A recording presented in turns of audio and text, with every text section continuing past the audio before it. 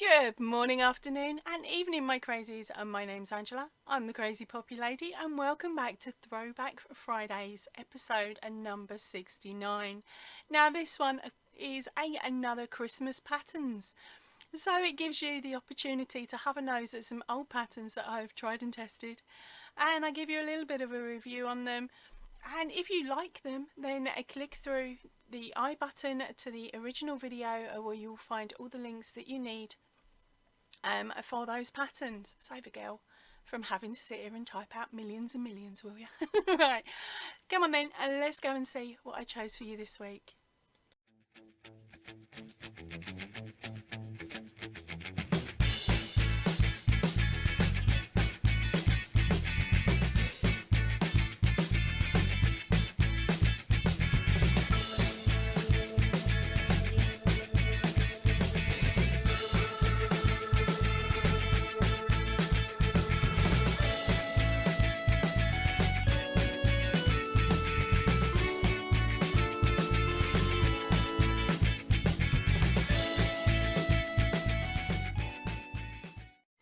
Now this week is a little bit of a mix and a muddle.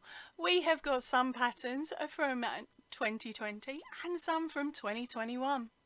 Ooh, what did I choose and how did I improve on my crochet? Let's go and have a look.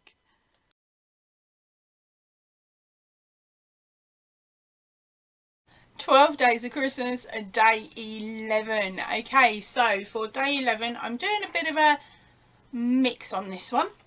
Now, this was my first ever attempt, and no, there isn't a pattern of this exact thing on YouTube, but this was an amalgamation of patterns from other creators, and I will find them in a second and I'll pop the links above and below. Right, so, and it's not finished because it needs a robin. So if any of you know of any decent little robin patterns, little amigurumi robins that won't take me too long to knock up, if you could stick them in, tell me about them in the comment section below, I would be so chuffed because I haven't found one that's quite right yet. But right, so here is today's show. Now this one is a mix of 3 different patterns, soon hopefully to be 5 when I find a little robin to go in here and then a cute bow to go on top. But for this year it looks quite bland and boring like this. Now I'll talk you through it. There's 3 different tutorials I've used to make this as it stands so far.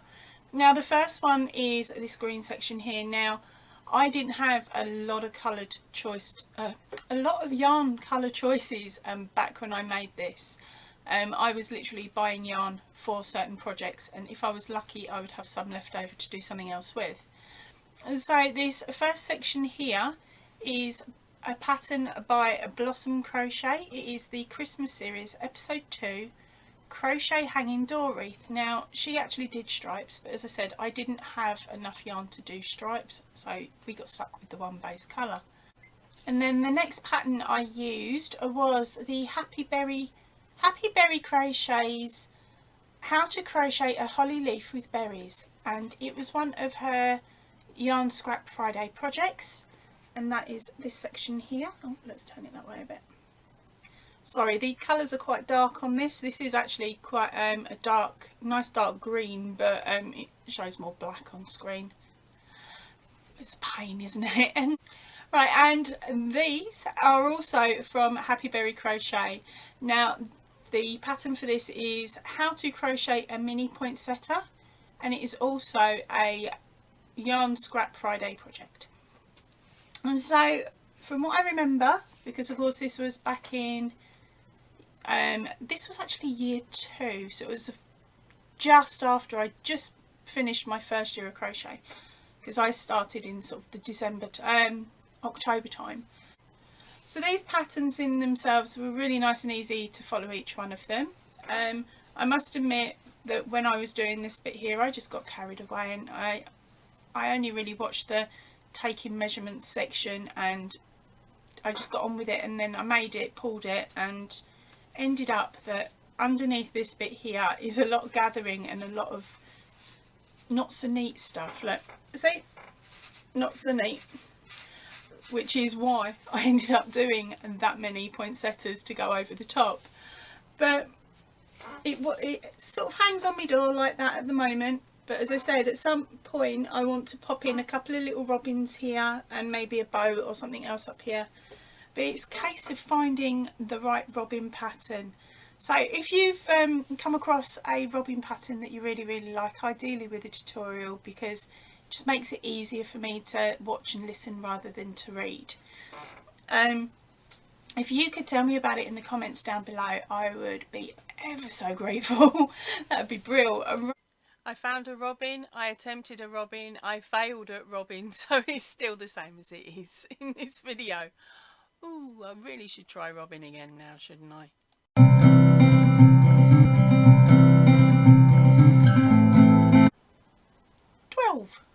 Yeah, that looks about right. Right, so I decided this year that I'm going to show you my creation, well, not my creation, but my make for this year's Christmas tree decoration that is going to be going on our tree downstairs. Now, with everything that has gone on this year, I don't really think I can let this pattern slide, and I couldn't not make it. It's one of them ones that will come out year after year after year, and in 20-30 years time, when I get grandkids and great grandkids, okay, hopefully just the first lot, they'll be saying to me, Nan or Gran, depending on what they end up calling me, why have you got a toilet roll on your Christmas tree? So here it is. It's a 2020 toilet roll pattern. Okay, now I haven't quite finished this one because I am actually going to modify and put Grumpy Face on it and a decent thing to hang it on to the tree with. But there it is. Right, so this pattern is by a lady whose channel is called Crochet Therapy, and now the pattern is called 12 Weeks of Crochet Christmas, #10. So I believe she's got 12 patterns within her set of crochet Christmas items. Beautiful video to work from, really simple. She gives you a lot of different options on how to do certain sections of it to make it easier for you. So I really loved it. It took me, what, 20 minutes at most to make up, and half of that was spent getting up and down to the door for Liam, the toe rag on the bed.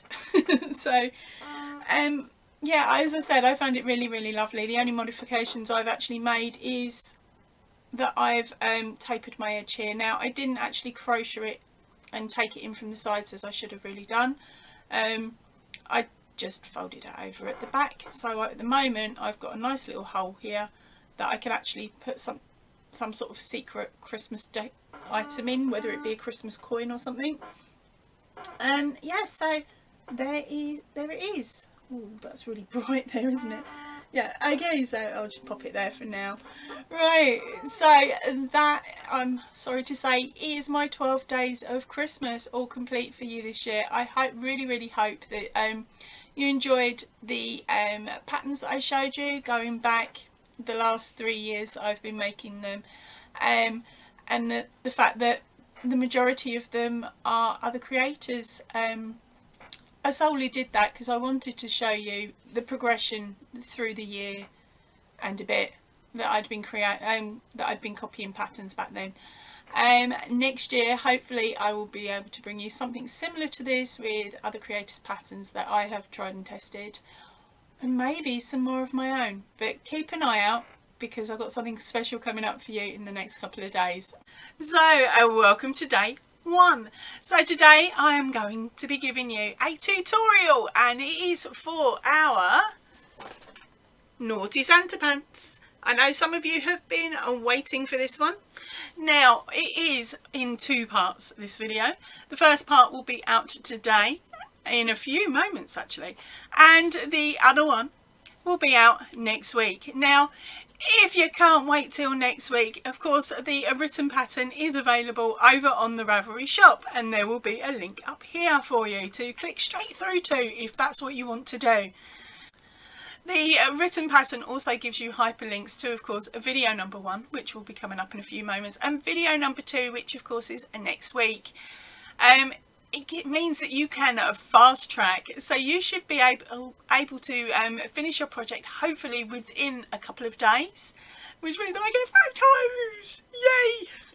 Right, so the pattern of course has all of the details you need, all the schematics, all the written instruction-y thingy bobs. It also has a conversion chart so that you can change from a US terminology over to UK if you prefer. Now the video itself is in US terms because that's how I learned, so that's how I teach. Not teach, sorry, that's how I show you how to do it.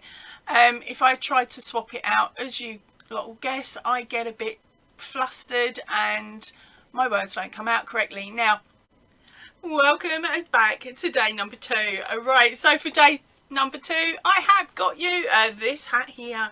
Now this is not one of my crazy patterns. This pattern is by our gorgeous Reggie at J Hook Crochet. Now her hat is absolutely gorgeous. She uses a roving colour yarn. Okay, it looks beautiful. Now I don't know how much detail you can actually see within this hat, but it looks like there's bubbles attached. I hate bubbles, and it's not bubbles. That was the best Christmas present ever. Looking at a pattern and going, oh, what have I done? I've got a pattern that I may not want to make. And then when I actually read the pattern and realised it didn't have any type of bubble stitch in it, I was so relieved. Now, there is quite a bit of a funny story attached to the making of this hat. If you guys have been on the live or you've been on one of the whips, bits and chats recently, you may already know this little bit, but I'm going to relay it again because hey, it gave me a giggle, it gave Reggie a giggle, and I know it's given some of my crazies a giggle. Right, so I got really involved in making this hat, and it starts by making the brim and then you work the rest of the pattern. And Reggie's really beautiful. She explains what you need to do, but leaves you to size the garment yourself so that it will definitely fit you. Well, my first attempt didn't. I did far too many rows on a brim hat because I haven't really done that many brim hats like this before, so I didn't know how many I should have done for my head. And I did over 100 easily, and so that definitely didn't fit my head, so much so that it is now a possible cowl. I can pull it over and it sits there nicely, and it really does keep the neck warm. Sorry, I'm having a bit of an issue. I'm not very good with keeping hats on my head. Alright, so I've made the brim, and I'd done possibly to my third colour change. I'd completed it when I put it on and realised it was far too big. So I sent Reggie a little message saying, what have I done wrong, girl? And so she explained that I'd over-mathed it. I'd overestimated how big my head actually was. So I started again. And then I carried on going, and this of course is the one that I did. Now I was very careful when I did this pattern that I didn't just do 3 rows, 3 colour changes in and go, yeah, I know what I'm doing now. I actually followed it to the letter and marked off the rows as I went. Well, Bestie has seen this, and Bestie also wanted one, so using the leftover yarn and adding a bit more green in, I made Bestie one. Now Bestie's one is sitting on the tree because I didn't math it properly again. I thought, well, I've made one, I know what I'm doing. Short-term memory issues and crochet aren't always the best mix. So when I completed the tree, the one that is on the tree, it ended up sitting up here. So it's definitely not Bestie material, which is why it is now a tree decoration until I strip it back and try again. But these are issues with me and not with Reggie's pattern. Okay, now Reggie's pattern, as I said, is absolutely beautifully written. It is easy to follow. Honestly, it is. And once I cottoned on to where I'd mucked up this hat, I speeded through it really quickly. Even the decreases are really simple. It is beautifully written and beautifully simple pattern. So if you want to get your hands on this pattern, okay, the information will be in the drop down box, the little I button here. you can click on it and that'll take you straight through to Reggie's Etsy page, or it will be in the description box down below. Now I can't even remember if I've actually told you what the pattern is called. Oh, I am so bad. I'm so sorry, Reggie. Alright, so this pattern is called the Gondolin Elf Hat, and it's the easy crochet pattern. It's a PDF only. I don't know, I gone wrong. It's okay, I have a plan. Double up on the bottom. There we go. We got a snooze, or whatever they're called. Cover for going in the shop when you forget your mask. OMG, I'm boiling. Bye. There we go. I copied and pasted it out of the old video so you could have another giggle. Day number 3. What have I got for you for today? Oh, I know. This a cheeky thing here. Now this. How cute is it? It is a Christmas pudding, of course. It's a crochet Christmas pudding. Now, it's not to hang on your tree. No, it is one better than that. It's to be used for chocolate orange covers.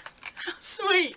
Now, I found this pattern for free online. Now, I will be putting a link in the description box down below. Now, I have an issue with it. When I open it on my computer, I'm asked to sign in to craftworld.com, whereas when I open it on my tablet, I can go straight through to the pattern without having to sign on. So it may depend on what device you are using as to whether you would need to sign up or not. But at the end of the day, it is a free pattern. I cannot tell you any information about Craft World, as in whether they are safe, not safe, sorry, as in whether they charge you a fee or anything like that for signing up. All I can do is show you the cute pattern. Now, this pattern was created, hold on, by Zoe Poach. Right, so this pattern here has also been published in, I've got to find it again, Crochet Now, and that was the edition the 25th of August 2021. So this is why it's going to be a little tough for you to find the pattern for free elsewhere, because of course once it's published, the original pattern designers have to tweak it a bit so that they can actually put it out, right? But I did get slightly carried away with this, guys. I didn't just make the one, no. I didn't just make 2, no. I didn't make 3, oh I did. Made 4. I actually in total made 6. 2 of them have disappeared. I've put them somewhere safe. Now, what I do suggest with this pattern is that you buy your chocolate orange and take it out the packet first, because my chocolate oranges are too small for this. Now, I was using a normal standard DK yarn. I was actually using my Signet Pato Everyday DK, okay, and that is the yarn of choice for me at the moment because it's nice and reasonably priced. If you want to have a nose, the link is in the description box for a company called The Secret Yarn Stash, and she's got it priced in at the moment for £1.20 for 100 grams. But what I would do suggest is, if you are from further afield and you're not in the UK, then firing off an email. She will tell you how much it will cost for postage, because postage might actually outweigh any savings that you would have, especially like if you're in America and Australia. It's clearly not going to be worth you doing it. But let's get back to this cheeky pattern. Now, the 6 that I made took me 2 evenings to make. So one evening I knocked out all of the pudding bases, and then during the day I knocked out the rest of the bits and then sewed it up in the evening. It was really quick-ish and simple to do, and I'm very surprised with how they did these as well, because these are not French knots, these are actually little crocheted beads. So I loved the way that these were formed, so I may end up using that idea for something else at a later point. And as you can see, I made 6 and they were super nice, super speedy, and for once I can give my dad a Christmas pudding that I can't nick at the Christmas table. And if I do, he's still got his pudding, he just won't have the chocolate bit inside. But yeah, these, as I said, are really, really cute, are really, really lovely. So the pattern link will be up here and also in the description box down below. I hope you enjoyed having a look at this little item. You never know, you might want to make you one yourself. So I hope you've enjoyed looking at the patterns that I've previously made. Hopefully you have got some inspiration from them. Right, I'm going to head off now, so stay chilled, stay happy and keep crafting. Ta-ra for now, everybody.